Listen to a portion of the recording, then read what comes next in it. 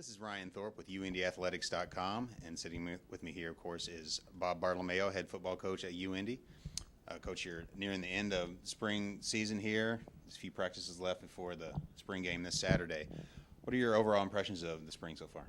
Well, I think we've accomplished what we set out to do at the beginning of the spring. We still have 4 practices left here, but it's getting near the end. This is the final week. We set out to get better fundamentally. We set out to get better individually.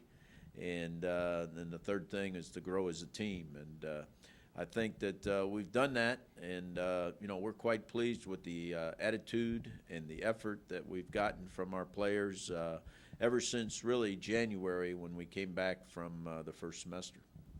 All right, well, let's touch on the quarterback position.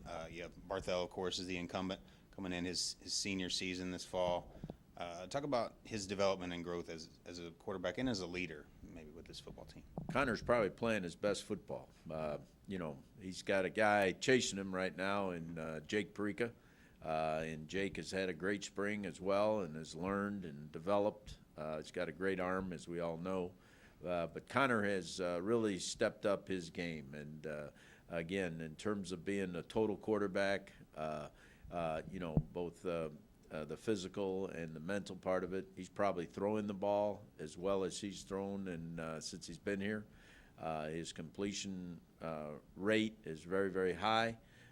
He doesn't make a lot of bad throws, and that's attributed to Coach Gillen in terms of his development, and also on Connor's part. He's worked at the game, and just overall we're quite pleased with what he's done in terms of being a leader on and off the field, and doing all the things that you expect from your senior quarterback. All right, well, moving from a senior into maybe some of the younger guys, maybe some older guys that haven't had a chance to get a lot of reps in previous seasons. Who have you seen stepping up that might fill a greater role coming in this fall? Well, before I get into that, I think we got to talk offensively on Reese Horn. The guy is phenomenal. He drives you nuts as a DB coach. He makes great catches every day in practice. He makes us better in the back end because I don't think we'll play against a better receiver in our league and on our schedule. I'm not sure there's a better Division II receiver in the league. We've had comments from officials who have officiated in the Big Ten and the MAC, and they are very complimentary of Reese Horn, and he's having a great spring. Up front, offensively, we got 5 guys that played a lot of football for us. Sinclair's out, has not practiced this spring. So he'll push some things in the fall. Excuse me. But we're real happy with the O-line makeup. Tight end-wise, we got guys that compete in there. Luke Rawls back with us for another year, and Lytle and Alex Kamak. They give us 3 pretty solid guys, and the other guys are really competing there, Hubbard and Skirvin. So, from that standpoint, we think we got 3 very good tailbacks. Kind of going through the whole thing here on it. I love it. Offensively, so got 3 good tailbacks, all of which Parker out from the basketball team, playing some wideout, using his final year of eligibility. He has not played football in 5 years, so.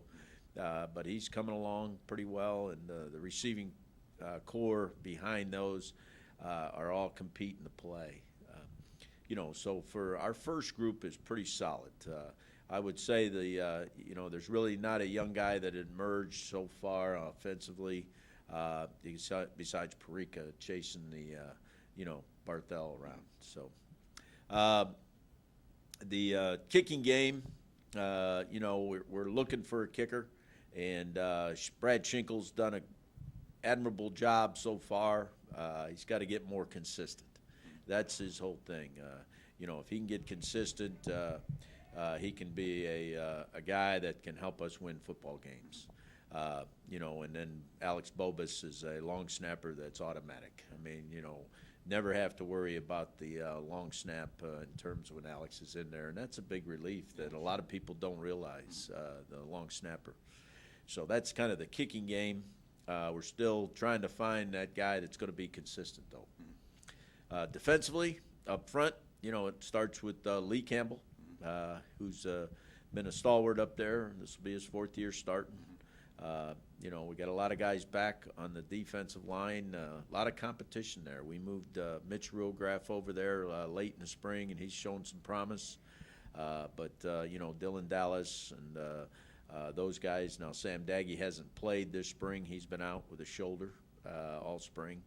But we got some good kids up front defensively with the D-line. We'll play 6 to 8 guys there and rotate.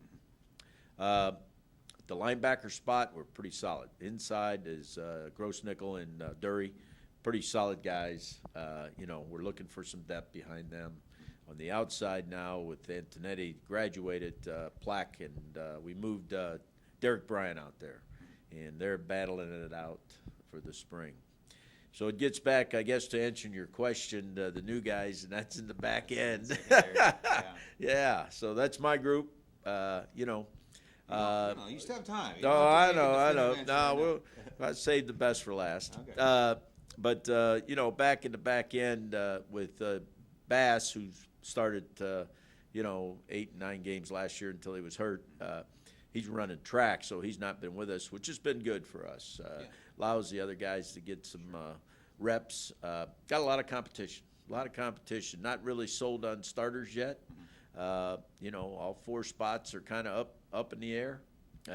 Heading into, we're practice 11 today, and some guys have moved ahead. Rogan and Hamilton have done a great job on the corners, and of course those two have started at least 2 games apiece last year and substituting for guys that were hurt, and we won those games. So they know how to win, and they're experienced guys. At the safety spot, Neas White came in on the St. Joe game and did a good job. So he's back. The free safety now.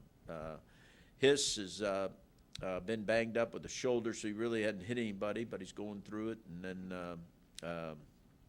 Luker is in there competing to play, as well as McClinton. And so it's nobody has really, etched in stone that I'm the starter in the back end.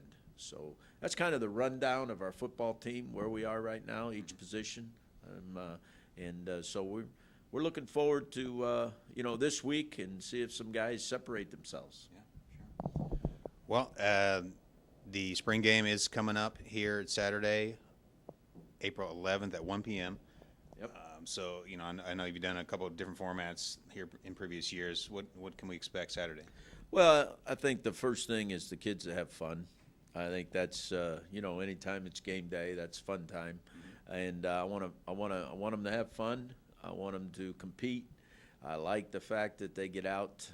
Anytime you can put them out on the field by themselves and have to perform without the coaches, around is a positive, and we've done that several times this spring. But this will be the first time where we've had quite a bit of people in terms of attendance there, quite a few people there in terms of attendance. So that's going to be fun part. The format we're still tinkering with a little bit. We're a little bit banged up in the O-line. We got 9 guys, so we'll probably have a guy that'll have to swing between teams. It'll be a different guy, and that's kind of the way we've been practicing. But, have fun, fly around, and perform, and do their job and see where they lay after Saturday. All right. Well, I'm looking forward to it, Coach. I know you are too, and hope to see everybody there. Thanks for watching.